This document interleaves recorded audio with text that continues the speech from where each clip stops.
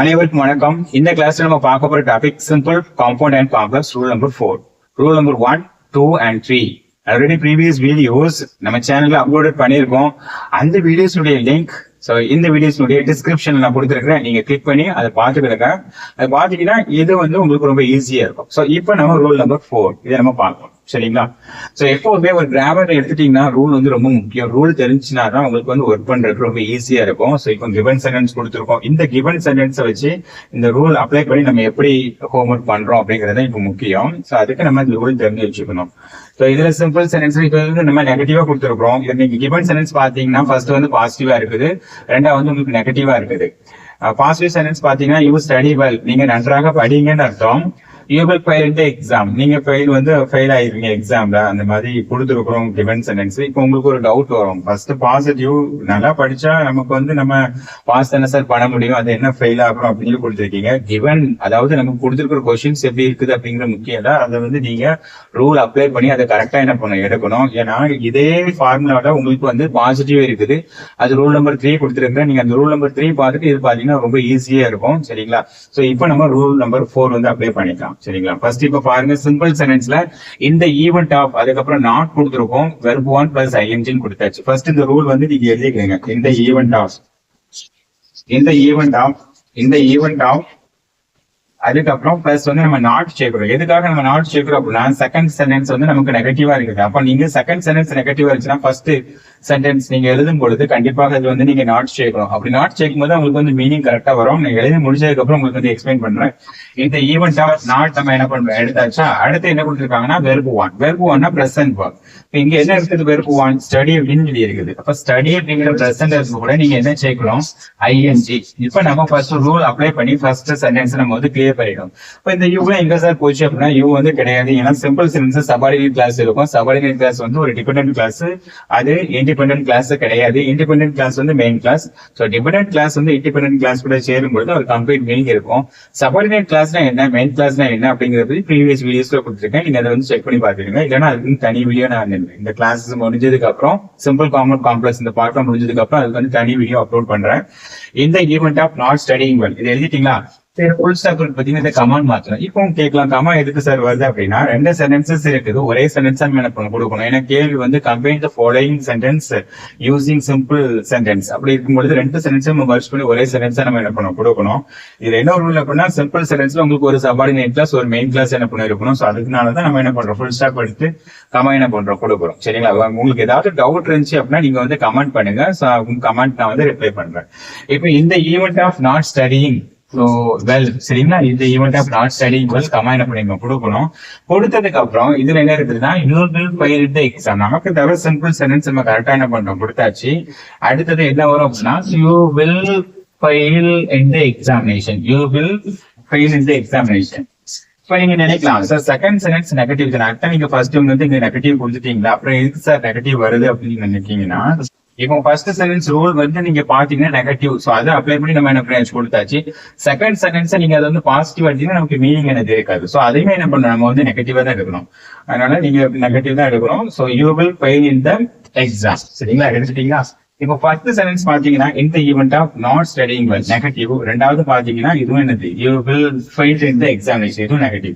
Negative plus negative positive sentence. சரிங்களா? So negative plus negative பாசிட்டிவா தான் வரும். இப்போ இந்த சென்டென்ஸ் நீங்க வாசிங்க, ரீட் பண்ணுங்க. இந்த event of not studying well, நீங்கள் நன்றாக படிக்கவில்லை என்றால் ஆல் அப்படிங்கிற மாதிரி மீனிங் வரும். ப்ரீவியஸ் வீடியோஸ்ல நம்ம கொடுத்துருப்போம். இன் கேஸ் ஆஃப்னா என்ன அர்த்தம், இந்த ஈவென்ட் ஆஃப்னா என்ன அர்த்தம் அப்படின்னா தமிழ்ல அது ஆல் அப்படிங்கிற மாதிரி மீனிங் வரும். இந்த இடத்துல ஸ்டடிங் இருக்கிறதுனால ஆல், அதாவது படிக்க ஆல் அப்படிங்கிற மாதிரி மீனிங் வரும். சப்போஸ் கோயிங் இருந்துச்சுன்னா போனால், சப்போஸ் பிளே இருந்துச்சுன்னா பிளேயிங், அதாவது பிளேயிங் இருந்துச்சுன்னா நீங்க விளையாடினால். சோ இந்த மாதிரி மீனிங் வரும். சோ இதுக்கு மீனிங் பாருங்க.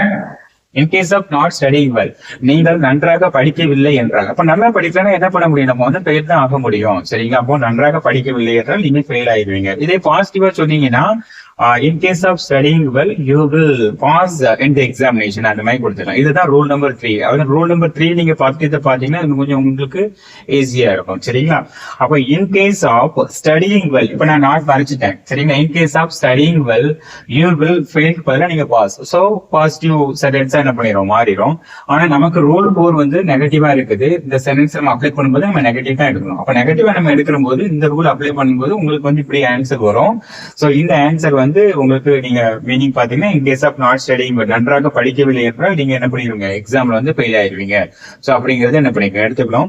இந்த ஈவென்ட் ஆஃப் இருக்கு பாத்தீங்கன்னா இந்த ஈவென்ட் ஆஃப் நீங்க என்ன பண்ணிக்கலாம், இன் கேஸ் ஆஃப் அப்படிங்கறது என்ன பண்ணிக்கலாம், இது யூஸ் பண்ணிக்கலாம். அடுத்தது வித்தவுட் அப்படிங்கறது யூஸ் பண்ணிக்கலாம். இன் கேஸ் ஆஃப் யூஸ் பண்ணாலுமே அதுக்கு நீங்க என்னது நாட், அதுக்கப்புறம் V1 plus ing என்ன பண்ண எடுக்கணும்.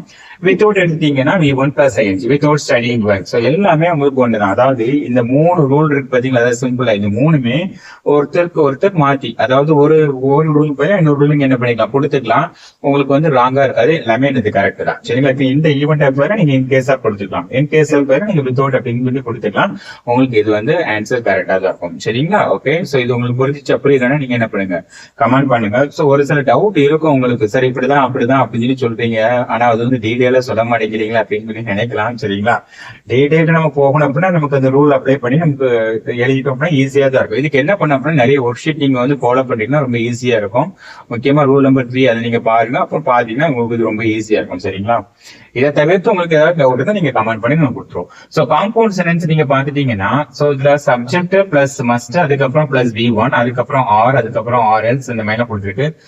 இதுக்கு ஃபர்ஸ்ட் சப்ஜெக்ட், அதுக்கப்புறம் மஸ்ட். சோ இப்போ நம்ம இதை முடிச்சிட்டோம். சிம்பிள் சென்டென்ஸ் நான் வந்து பண்ணிக்கலாம். சோ அடுத்து இப்போ வந்து காம்பவுண்ட் சென்டென்ஸ் நம்ம பார்க்க போறோம். காம்பவுண்ட் சென்டென்ஸ்ல 2 பேரையும் இணைக்கிறவங்க, அதாவது இவங்க வந்து இப்ப ஏ, இவங்க வந்து சி. அப்ப 2 பேருக்கு நடுவில் பி இருக்காங்க. அப்ப அந்த பி தான் வந்து யாருன்னா காம்பவுண்ட். அப்ப இந்த காம்பவுண்ட் வேர்டா நம்ம வந்து யூஸ் பண்ணிட்டு ஏ அண்ட் சி வந்து இணைக்கிறோம்.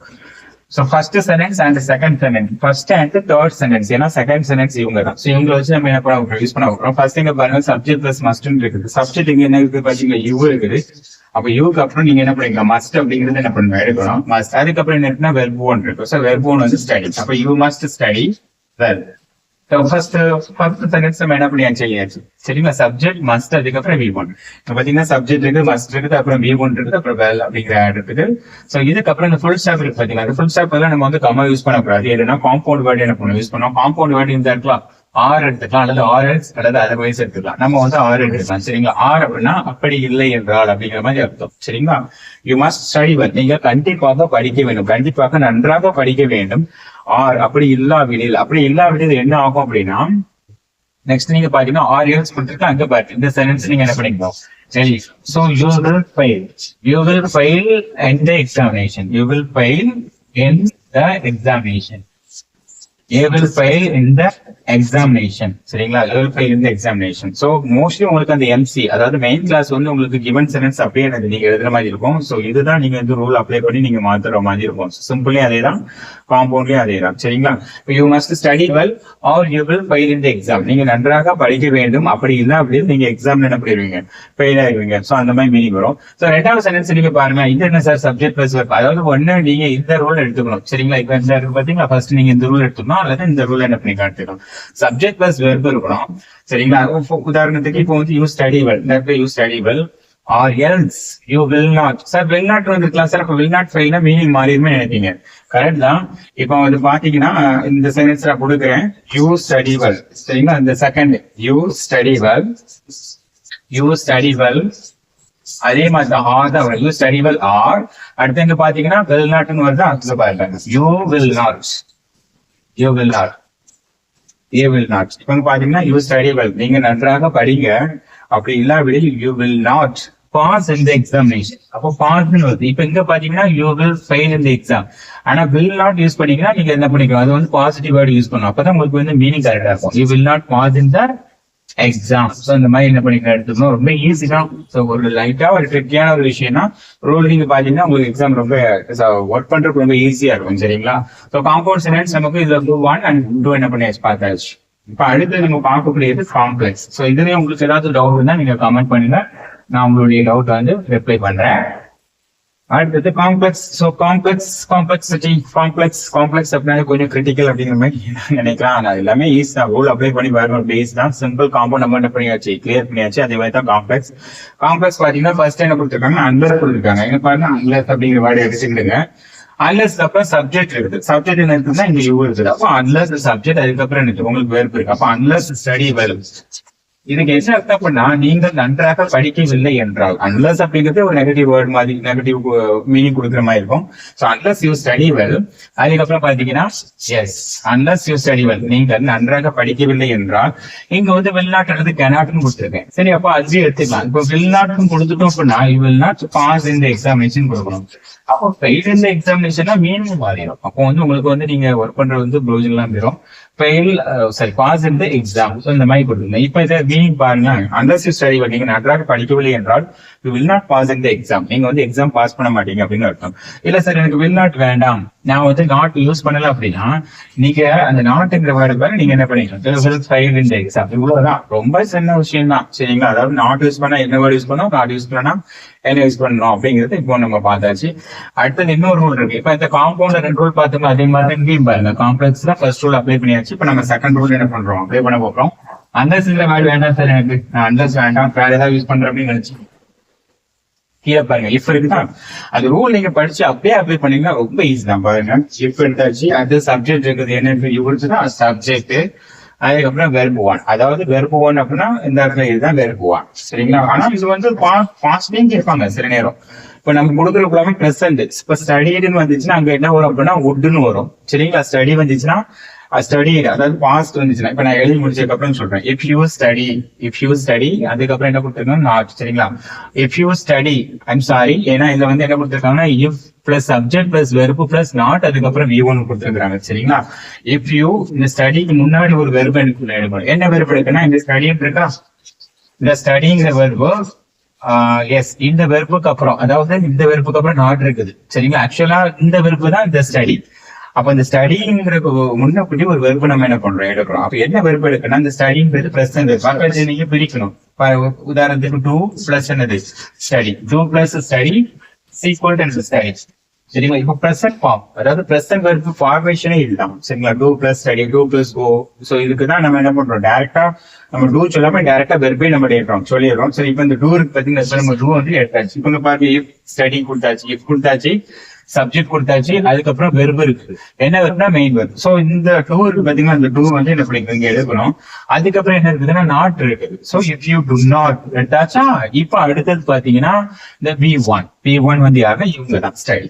இப்ப இந்த இடத்துல நீங்க என்ன பண்ணிக்கலாம், இந்த மாதிரி இருக்கணும். இதெல்லாம் கண்டிப்பா தெரிஞ்சு வச்சுக்கணும். சரிங்களா? அந்த டூ எப்படி வருது, நாட் எப்படி வருது, அதுக்கு என்ன அர்த்தம், அது எப்படி நம்ம பிரிக்கிறோம், அது எப்படி கொடுக்கணும், இதெல்லாம் தெரிஞ்சுட்டா ரொம்ப ஈஸி. இப்போ பாத்தீங்கன்னா if you do not study, கரெக்டா வந்துருச்சு ஆன்சர்.